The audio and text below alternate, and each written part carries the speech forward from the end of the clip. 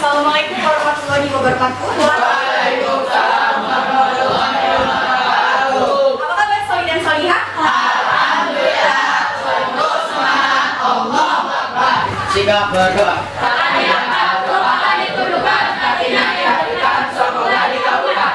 Doa sebelum belajar. Bismillahirrahmanirrahim. Alhamdulillahirabbil alamin. Hari ini Ibu akan membacakan ya. Ada teman-teman yang tidak hadir? Ada.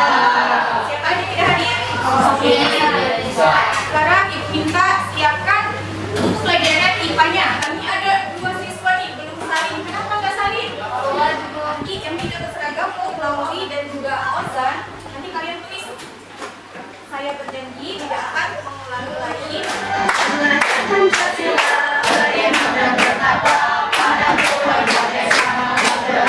Nanti silakan kalian isi saja jawabannya, tidak usah ditulis soalnya, paham?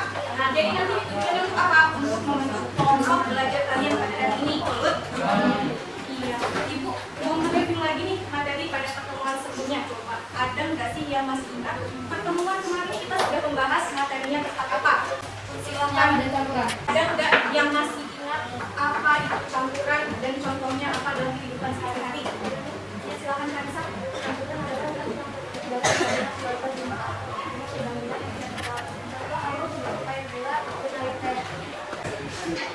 Musrianto tidak punya pilihan lain selain menimba air meski kondisi air keruh. Pada musim kemarau tahun ini, warga Kelurahan Randu Acil, Kecamatan Agung Miluk, Salatiga, Jawa Tengah, sebagian mengalami kekeringan. Air keruh pun mereka pakai karena itulah satu-satunya yang bisa mereka dapatkan. Sudah sejak 2 bulan lalu, suhu warga kering. Sebenarnya ini kan sudah tidak mencukupi. Kamu? Iya, tetap dikonsumsi. Videonya membahas tentang apa? Tentang air keruh yang masih dikonsumsi oleh warga. Ya. Nah, kira-kira apa dampaknya apabila kita itu mengonsumsi air keruh itu, apalagi cara terus-menerus? Coba apa dampaknya bagi kesehatan kita? Balijan, sebagai operator pelayanan air bersih di wilayah Barat Jakarta, memiliki 2 buah instalasi pengolahan air berkapasitas besar yang mampu mengolah air kotor menjadi air bersih. Baik, sudah disimak kan videonya? Itu tentang PT Balijan, PT pengelolaan air yang ada di daerah Jakarta Barat. Nah, mungkin nantinya, mungkin sekitar 10 tahun ke depan atau 15 tahun ke depan, kalian ingin menjadi pekerja ataupun direktur dari perusahaan pengelolaan air ataupun bekerja sebagai laporan yang mengatasi permasalahan air yang kotor atau tercemar sehingga mendapatkan air yang layak berkonsumsi. Nah, itu nanti kalian bisa memanfaatkan ilmu dasar dari pelajaran IPA, yaitu tentang perusahaan pencampuran yang akan kita bahas hari ini. Apa sih tujuan pembelajaran kita pada hari ini? Yang pertama, nanti kalian melalui kegiatan literasi dan diskusi mampu menganalisis konsep pemisahan campuran dalam kehidupan sehari-hari dengan benar. Kemudian yang kedua, nanti kalian mampu membandingkan metode pemisahan campuran dengan tepat dari materi yang akan kita pelajari tentang teknik pemisahan campuran. Apa manfaatnya? Silakan Laila, kita dapat mengetahui cara membuat campuran. Ada lagi yang ingin mengutarakan? Silakan Kana. Dapat membuat alat penelitian air. Nah, apa saja sih kegiatan pembelajaran kita hari ini? Kalau pertemuan sebelumnya kita sudah belajar memecahkan suatu masalah, ya kan? Nah, sekarang kita akan belajar membuat suatu proyek. Adakah yang bisa membuat rujukan permasalahan apa sih terkait air tersebut? Ya, Naomi. Apa tulisannya? Bagaimana cara kita mengetahui bahwa air tersebut tidak layak untuk dikonsumsi? Nah, tadi Ibu sudah membagi kalian menjadi beberapa kelompok. Silakan kalian duduk pada kelompoknya masing-masing.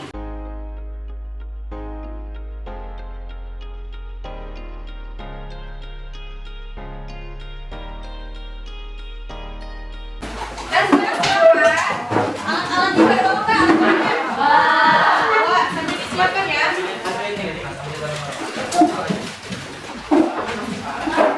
Kelompoknya sana, silakan. Maju depan. Kelompoknya kita. Itu di bagian pertanyaan juga tadi ada video yang sudah kita tonton bersama-sama. Nah, ini pemesan permasalahan yang kalian sudah buat tadi, silakan ditulis ya. Lalu ini desain proyek itu ada 2 pilihan video. Silakan kalian pilih yang mana yang akan kalian buat modelnya. Ini adalah video versi pertama yang sebelah kiri, yang versi kedua adalah sebelah kanan.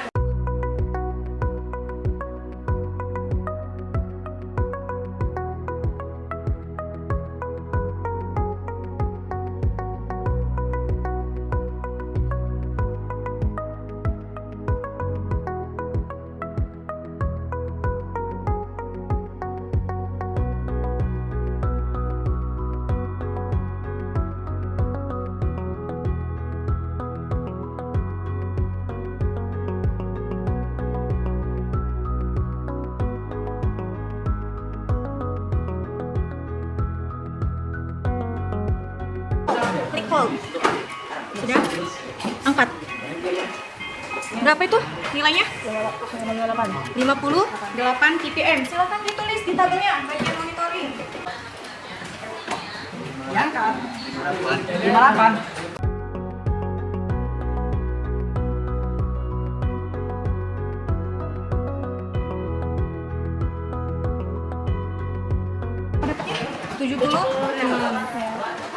Nanti silakan ditulis di tabelnya warnanya berubah jadi apa, baunya seperti apa ya, berbau atau tidak. Apa disusunannya apa aja? Napas, panas, ringgil, sedang, pasir, isunya berapa lembar? Kalau yang bawah, Embotnya di sini. ditulis tadi ya, lembar atau lembar? Sekitar 6 berarti. Pasir tadi berapa?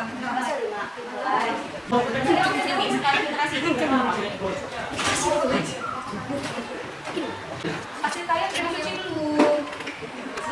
Belum dicuci dulu, kan udah dibilang. Iya, bisa sedikit Jadinya berapa kali filtrasi? Sekali. Oh ini revisi, alat revisi. Yang tadinya kenapa gambarnya? Tisunya kurang 1. Jadi ini berapa tisu atasnya? 5. Ini kita lagi TDS yang hari ini beda. Ini sabunnya kan tadi habis dipakai, dibersihkan lagi, dicuci lagi. Oh nah, dicuci.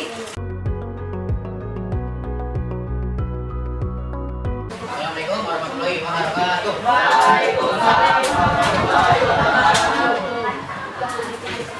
Jadi kami akan mempresentasikan tentang pengerjaan air.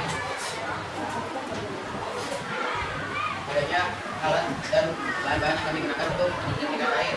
Yang paling bawah ini tisu. Terus setelah itu satu kerikil, setelah itu ada pasir, setelah itu arep, pasir lagi, setelah itu kapas. Oke. Untuk membuat pengerjaan air ini kurang lebih menghabiskan waktu selama 20 menit. Dan kami tadi mengalami satu kali kegagalan karena pasirnya belum dicuci, jadi airnya kurang jernih, jernih ya. Dan sudah tidak diisi lagi. Nah, untuk sampai di sini presentasi kelompok kami. Wassalamualaikum warahmatullahi wabarakatuh. Waalaikumsalam warahmatullahi wabarakatuh. Nah, kelompok yang lain ada yang bertanya? Kelompok yang lain silakan. Apakah air hasil penjernihan kelompok kalian sudah bisa langsung dikonsumsi? Tidak bisa langsung dikonsumsi karena airnya belum dimasak, harus dimasak dulu dan rumahnya pada mati atau rusak. Jadi kalau air baru diminum itu tidak baik bagi kesehatan, harus dimasak dulu. Ya, kita lihat di kelompok mana. Jadi pokoknya airnya walaupun sudah difiltrasi harus dimasak terlebih dahulu sebelum dikonsumsi. Assalamualaikum warahmatullahi wabarakatuh. Waalaikumsalam warahmatullahi wabarakatuh. Kami dari kelompok 2 ingin mempresentasikan alat penjernih air.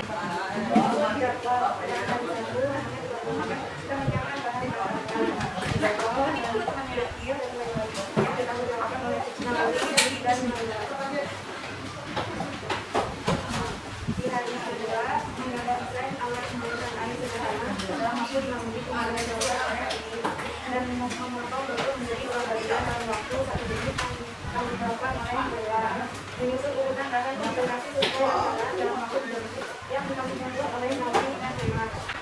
Mengikut TDS atau air baru sebelum dijelaskan dalam waktu yang dilakukan oleh sekalian. Menuangkan sumber air baru ke dalam dengan konsentrasi sederhana dan menampung air hasil konsentrasi dalam wadah dalam waktu ini. Dan kami dilakukan oleh kaum dan mengamati perubahan yang telah dilakukan oleh Nabi dan Dewas. Mengekang TDS air hasil konsentrasi dalam waktu 1 menit yang dilakukan oleh sekalian. Monitor kemajuan air. Faktor jadi amati. Yang pertama warna.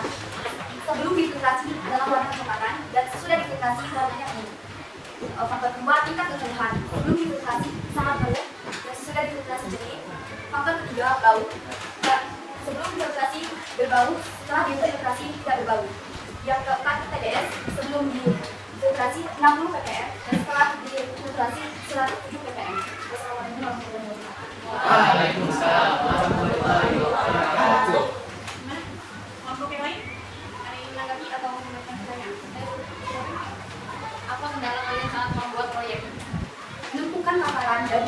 bahan filtrasi dan penyusunannya yang pas supaya diperoleh hasil yang jernih. Yang lain, ya, Nana? Apa fungsi pasir pada alat penjernih air? Untuk menyaring lumpur. Oh, Nah, Sekarang Ibu minta coba perwakilan satu kelompoknya satu orang dibawa alatnya ditunjukkan di depan. Dari kelompoknya Faris, apa kendalanya saat membuat proyek Faris? Kendalanya apa tadi? Apa? Kekurangan bahan. Maksudnya takarannya nggak pas. Jadi mulanya berapa kali tadi? Satu kali. Semula langsung jadi 3. Hambatannya sama kelompoknya sama kita, Rana sama Nail. Sama hambatannya kayak punyanya Hobi. saya supaya di pasir. Kayaknya hari ini tentang filtrasi ada yang belum kalian pahami saat tadi percobaan. Apa kita?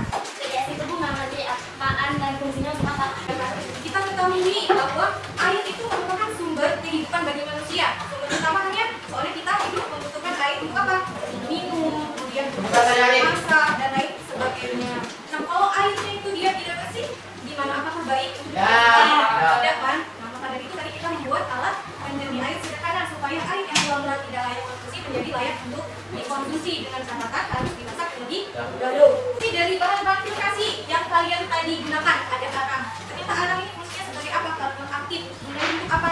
Membunuh mikroorganisme, kemudian menjernihkan airnya dan menghilangkan bau. Lalu ada yang tadi yang menggunakan apa? Sabut kelapa. Nah fungsinya untuk apa? Menyaring padatan kecil seperti bintik-bintik nyamuk, cacing dan lain sebagainya. Nah ini pertanyaan dari kita. TDS itu apa sih? Fungsinya buat apa ya? Tadi kalian baru pertama kali megang alatnya? Ya. Ya. Nah TDS itu ternyata adalah alat ukur yang digunakan untuk menguji kadar air, kualitas dari air. Yang tujuannya nanti air itu untuk keperluan apa? Keperluan untuk minum, ya kan? Kemudian mungkin buat tanaman, atau kebunan dan lain sebagainya. Nah TDS itu apa panjangannya? Total Dissolved Solid. Nah fungsinya itu untuk menghitung elemen padatan yang ada di dalam airnya itu yang tidak bisa dibandingkan secara kasar. Nah satuannya apa? ppm. ppm itu apa sih? Bacanya ada yang tahu? ppm. Ada yang tahu? Jadi ppm itu adalah part per million. Nah di dalam pengelolaan jenis air berdasarkan keseluruhan unsur padat yang terkandung di dalamnya itu digolongkan menjadi 4. Kalau dia nilai ppm-nya itu lebih dari 100 berarti air itu mineral. Kemudian kalau dari 10 sampai 100 ppm itu air minum, 100 sampai 10 ppm itu adalah air murni. Kalau 0 ppm berarti dia air organik atau hanya mengandung unsur dari H2O saja. Nah tadi hasil dari kalian mengukur TDS setelah difiltrasi berapa rasanya di rentang yang mana? Di rentang yang mana? Rentang yang ini 50 sampai 150. Berarti jangan khawatir walaupun awalnya air kubus setelah difilter ternyata ppm-nya 50 sampai 150. Itu masih bisa kalian konsumsi ya. Sampai di sini ada yang ingin ditanyakan? Tidak, cukup sudah paham tentang filtrasi hari ini? Adakah yang bisa melakukan pembelajaran kita pada hari ini? Apa? Yang pertama tentang pemisahan campuran. Pemisahan campuran itu apa? Pemisahan campuran. Cara yang digunakan untuk memisahkan zat penyusun campurannya. Nah, lalu nih dari metode teknik pemisahan campuran yang telah kalian pelajari di bahan ajar itu kan ada beberapa jenis ya. Ada yang filtrasi, ada distilasi, ada sublimasi, ada distilasi, ada fermentasi. Nah, itu kan setelah dibandingkan ternyata teknik yang paling sederhana digunakan untuk melakukan penjernihan air menggunakan teknik yang filtrasi. Nah, rancangan alat penjernihan air kalian seperti apa tadi? Kurang lebih seperti ini ya gambarnya ya? Kurang lebih ya? Yang sudah digambarkan. Alat penjernihan air kalian tadi hasilnya ternyata di bawah di bawah 300 ppm ya kan. Kalau 300 masih cukup baik, kalau di bawah 300 dia masih baik juga untuk dikonsumsi. Nah, tapi ingat tadi yang sudah disampaikan oleh Prana harus dimasak 20 menit. Sampai sini, ya.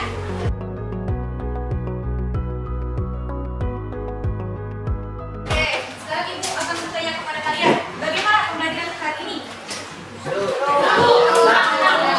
Kemudian, yang mana sih yang perlu kalian kenali pembelajaran hari ini? Walaupun ada kegagalan ya, kalian mencoba lagi di depan kamera. Lalu kesulitannya apa yang kalian hadapi hari ini? Terusnya kelompok ya, nanti kalian membuat laporan tentang penjernihan air sederhana dari tentang konsep energi dan kesehatan. Saya baru pulang.